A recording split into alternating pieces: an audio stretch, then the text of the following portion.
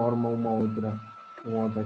Quer dizer, são pontos de descontinuidade em função onde anula no denominador. Esses são conhecidos como pontos de singularidade, só para não dizermos pontos de descontinuidade, porque esse termo nós usamos na análise real. Então, na análise complexa temos uma outra forma de abordagem. Ok, continua.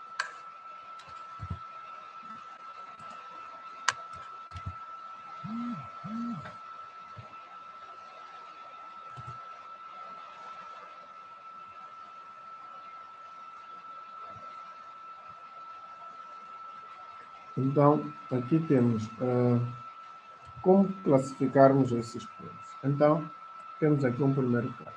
Se todos os coeficientes C menos N da parte singular são nulos, quer dizer que se a série de Laurent só tem a parte regular, então o ponto Z0 diz singularidade removível da função f de z, e neste caso nós teremos que o limite de Z0 f de z é uma constante diferente de infinito. Podemos ver lá nos nossos, depois vamos ver lá nos nossos exemplos, nos exemplos anteriores. Se a parte singular da série de Laurent contém um número infinito k de termos, então o ponto singular Z0 é denominado polo de ordem k da função f de z.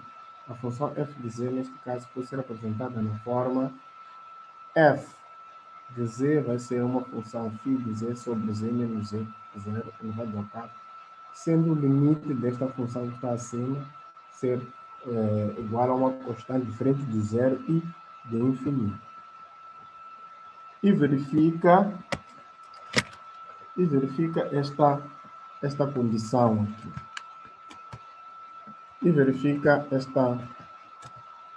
Esta condição aqui. Limite de z tende a z0, z menos z0 elevado a k vezes f de z vai ser igual a uma constante diferente de zero e de infinito. Um polo de primeira ordem, k igual a 1, chama-se polo simples. Se este k for 1, então vamos chamar de polo simples. Vamos chamar de polo simples. Então, se na parte singular da série de Laurent há número infinito de termos, então diz-se que Z0 é singularidade essencial da função f de z. Então, se a parte singular contém um número infinito de termos, quer dizer que não para, o número infinito, teremos que é uma singularidade essencial. Então, vamos ver o nosso exemplo anterior. O que é que nós classificamos aqui? Este termo que tem no denominador só tem um termo, 1 sobre z, que é essa parte singular. Então, vamos dizer que aqui só tem um único termo. Então, esta é uma singularidade.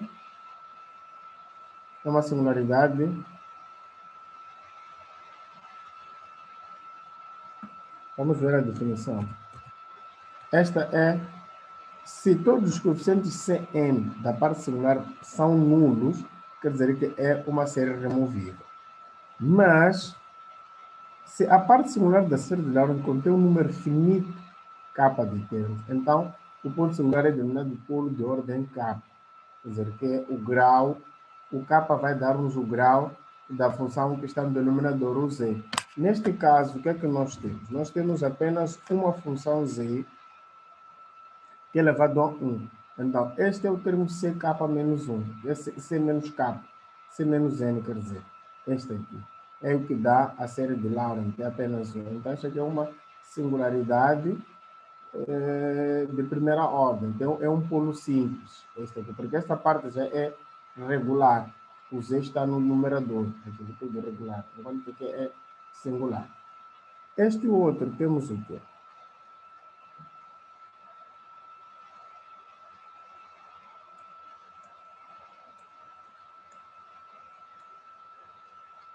Neste outro temos começa por 1 sobre z ao quadrado, mais 1 sobre z, quer dizer, temos uma infinidade de termos no denominador, no z no denominador, temos uma infinidade deles.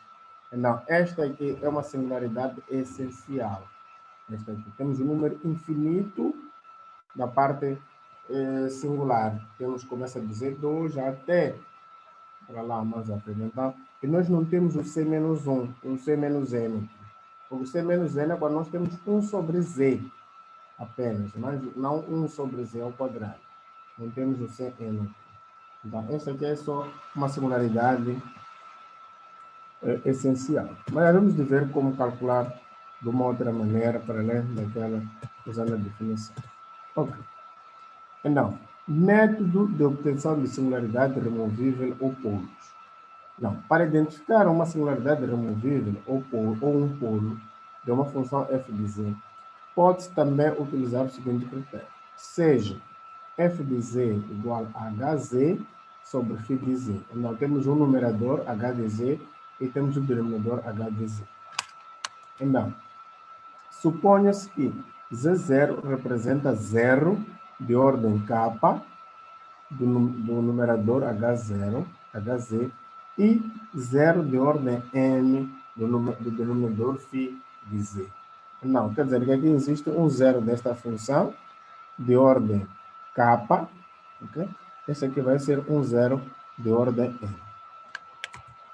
Caso k, quer dizer, o numerador, seja maior ou igual ao denominador, o ponto z0 é considerado singularidade removível. Significa o quê? Significa que se este denominador tem o grau do zero for o mesmo ou o numerador ser maior, então vamos chamar de singularidade removível.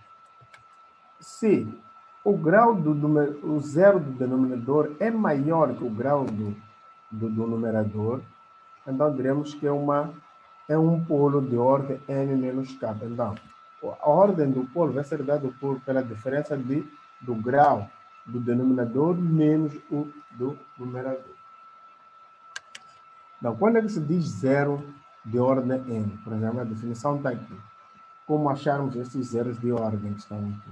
Diz-se que o ponto z0 é zero de ordem n de uma função f de z se f de z0 for igual a zero, no ponto z0 a primeira for igual a zero, a primeira derivada depende do mesmo ponto for zero, a segunda derivada no mesmo ponto for zero, e a penúltima derivada também for zero, mas esta última for diferente de zero. Então, nós vamos dizer que é uma de ordem n, se a última derivada for diferente de zero. Então, o número dessa derivada que vai dizer é o zero dessa ordem, dessa função. Temos aqui alguns exemplos. Ok? Ache os pontos singulares finitos desta função e caracterize. Então, o nosso denominador é este, é z menos i e z a quarto. Então, o que é que nós temos? A função tem dois pontos singulares, z1 que é igual a 1, a i, satisfaz esta aqui, e o z2 que é igual a 0, que satisfaz esta segunda. Então, a singularidade z1 igual é um polo de primeira ordem, ou seja, polo simples de f de z. Pois, o limite desta função de z menos z0 da função f de z dá-nos isto daqui.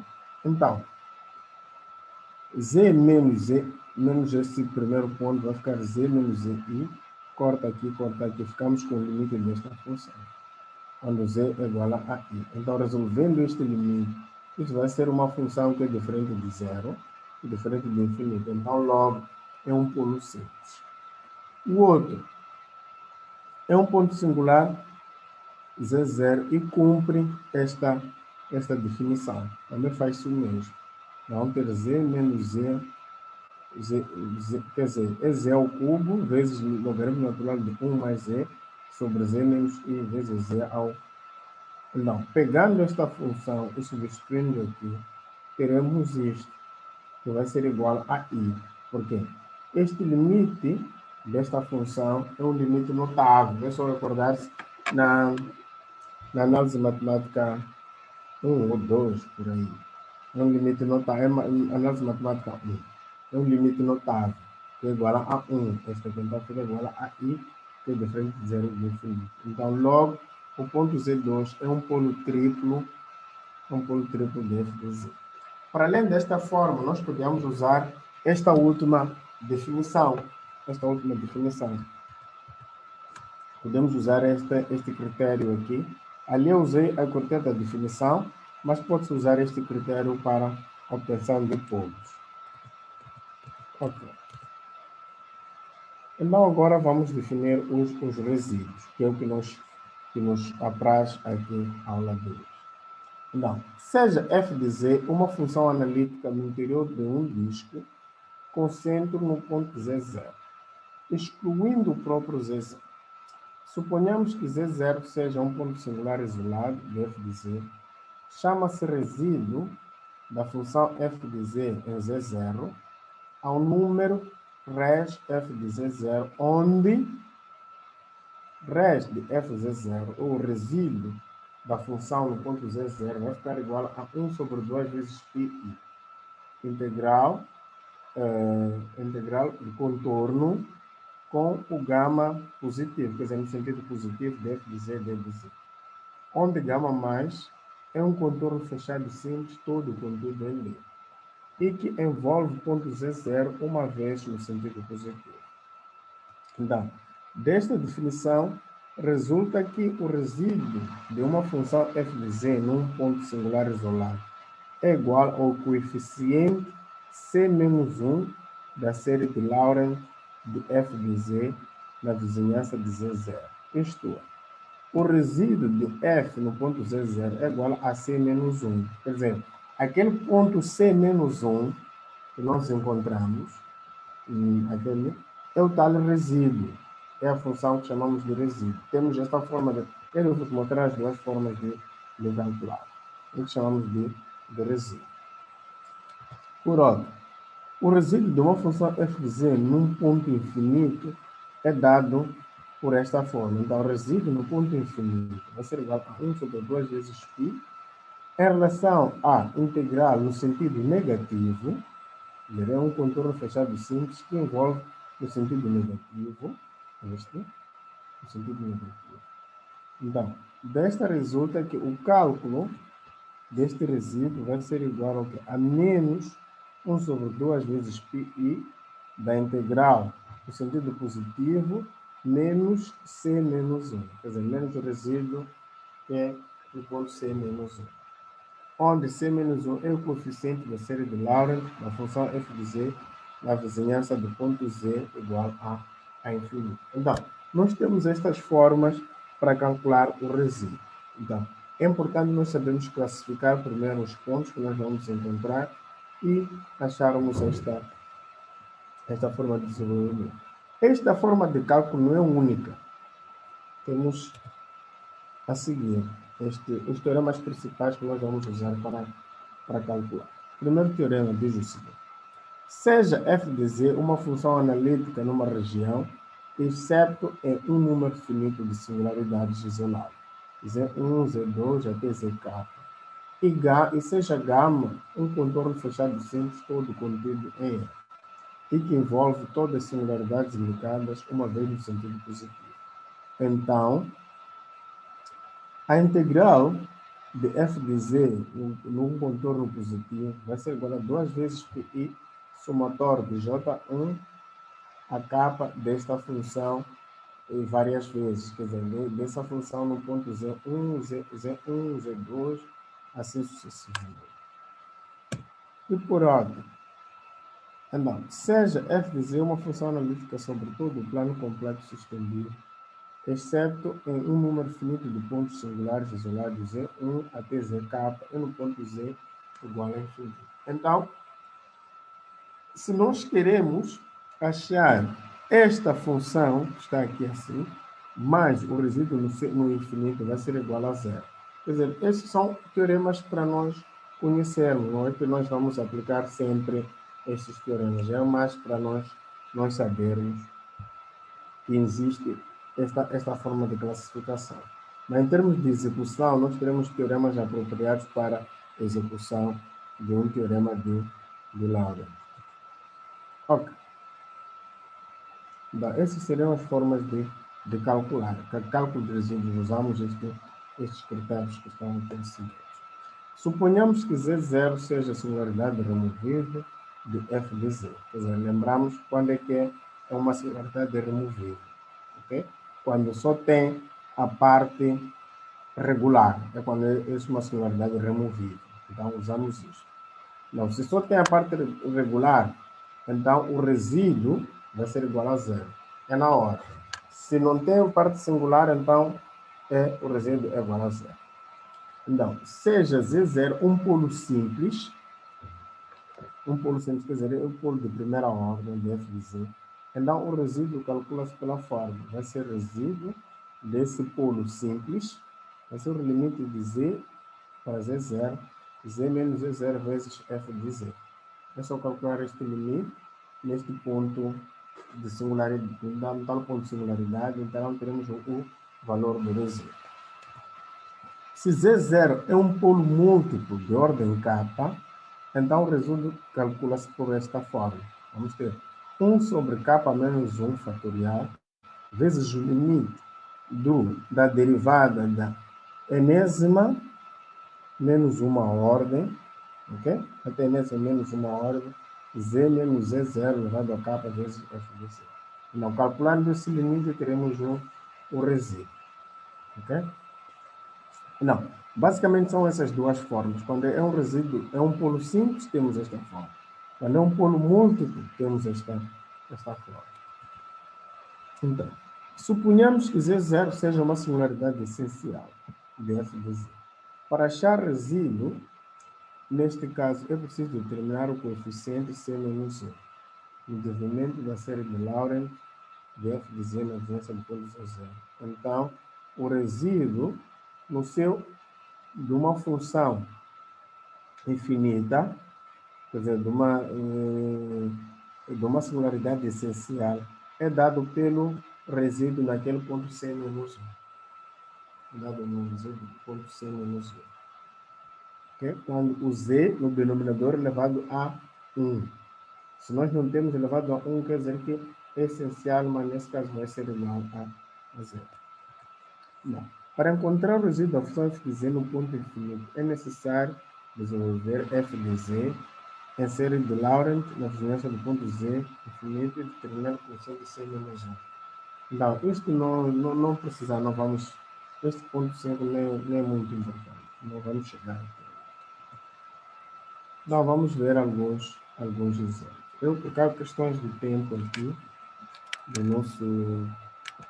nosso Zoom. Eu não vou poder calcular isto diretamente, mas sim vou tentar explicar aqui esta integral.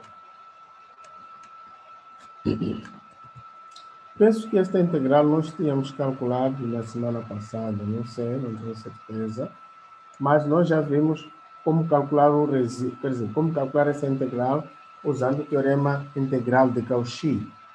Então, nós vamos ver usando o teorema de Laurent, ok? Usando o teorema de Laurent. Como é que se faz? O teorema de Laurent já vimos como se faz de outra maneira, ok? Então, a função subintegral é esta aqui, é o z, seno de 2 vezes z sobre z menos i ao cubo. É analítica em todos os pontos situados no interior sobre o contorno gama, exceto no ponto zi. Aqui é importante dizer que este ponto zi é interior a este círculo, ok? É interior a este círculo. Então, só por isso é que nós podemos calcular, porque tem que ser interior a este círculo. É fácil desenhar esse círculo e encontrar o seu interior. Então, sendo assim, nós primeiro teremos que classificar este ponto ZI e este Z0, este I. O que é este ponto aqui, em termos de singularidade? Ok?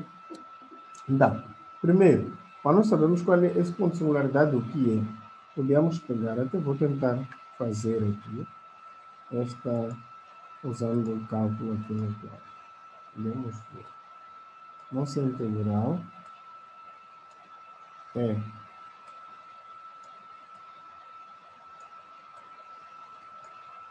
seno de 2z Z menos I ao cubo de Z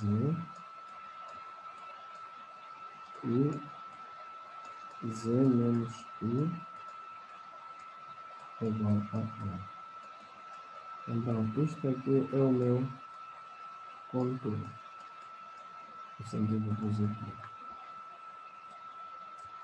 Primeiro, o que é que se faz? É verificar se este ponto, de facto, nós temos que o Z0 anula o denominador nesse caso. O Z0 é igual a I. Então, este ponto,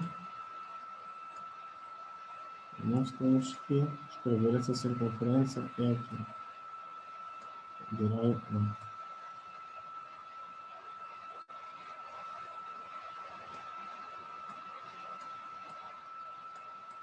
Y e X. Então, Z é este ponto. É o meu gama. Quer dizer, que é interior ao nosso ponto. Então, nós podemos calcular para isso. Então, queremos classificar que singularidade é o Z igual a I. Então, primeiro vamos ter aqui a função f de Z, de h de Z, conforme nós vimos naquela outra forma h de Z, sobre φ de Z. Então, h de Z é igual a seno de 2 vezes Z. Então, quando é h no ponto singular, nesse caso h é Z 0, vamos ter seno de 2 vezes Z0. Então, o nosso Z0 o que é? Vai ser h de I igual a seno de 2 vezes I. Então, esta função aqui vai ser diferente de zero. Esta aqui é diferente de zero. Lógico. Nós tivemos que tirar para fora, arranjamos uma forma de tirar isto para fora. Mas nós podemos encontrar que isto é igual a... Outra forma de escrever esta forma é 2 vezes seno de I vezes cosseno de I. É o seno de ângulo duplo. Então, isto aqui é 2 vezes I seno hiperbólico de 1. O seno vezes cosseno hiperbólico de 1. Então, logo, isto aqui é diferente de zero. Então, pegamos a segunda parte. Então, temos o φ de Z é igual a Z menos I ao cubo. Então, φ de I vai ser igual a Z. Primeiro. Depois, a derivada desta função em relação a Z vai ser igual a 3 Z menos I ao quadrado. Então, φ deste I vai ser igual a zero. Depois, a segunda derivada. Quer dizer, é um trabalho que se faz desta maneira. Vai ficar 6 Z menos I. Então, φ da segunda derivada de I é igual a zero. Depois, terceira ordem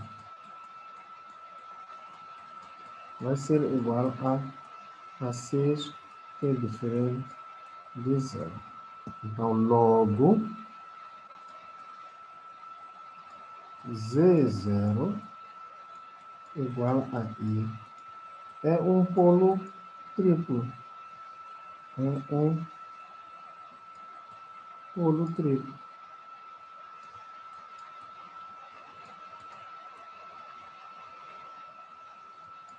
Mas nós já classificamos sendo um polo triplo. Então, voltamos lá para o nosso exercício de como foi feito.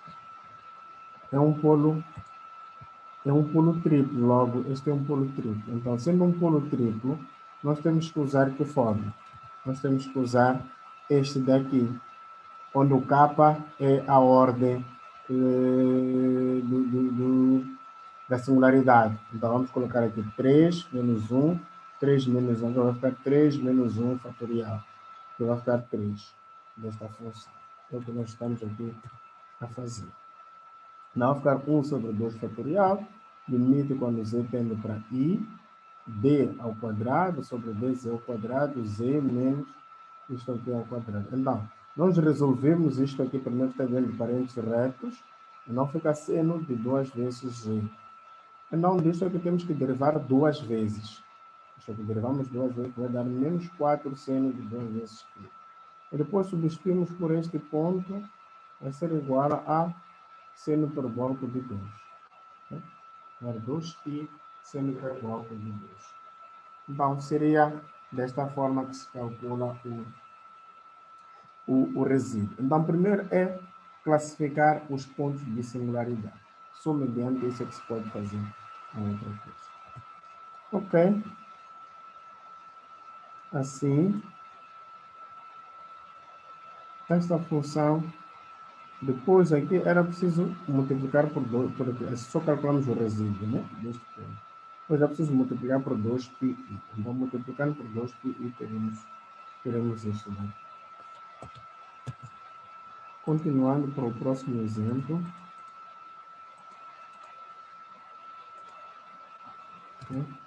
Para o próximo exemplo, faz-se da mesma forma, temos que classificar os pontos de singularidade. Aqui temos 2, temos z ao quadrado e temos este aqui. Este aqui é fácil também encontrar o seu ponto de singularidade, porque anula em algum momento. Na opção subintegral f de z i, cosseno de z sobre z ao quadrado é elevado a i z mais 1, é analítica em todos os pontos situados no interior e sobre o contorno gama, exceto em 2 pontos singulares z1 igual a 0, corresponde a este aqui, e o z2 que é igual a π, que corresponde aqui, porque se nós fizermos π aqui, isso aqui vai ser igual a menos 1, mas 1 vai dar 0. Então, de facto, este valor também é um ponto singular. Logo, não temos que calcular 2 resíduos, um no primeiro ponto e o outro no segundo ponto. Então, e depois calculamos, achamos a singularidade, classificamos o Z2, o que é? É um polo duplo, já vos mostrei como que se faz, acha a derivada disto até encontrar em que ponto ele é duplo. E depois de fazer isto, faz-se o mesmo para o segundo ponto, para o Z igual a Z2, que vai ser um polo simples.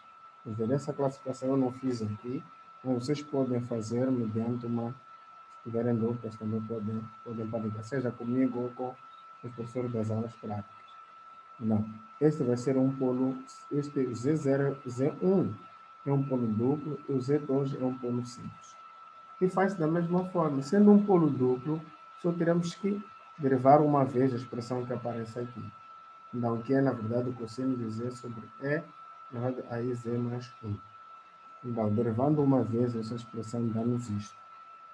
Dando isto aqui, depois calcular para z que tende para 0, vai ficar i menos i sobre 4.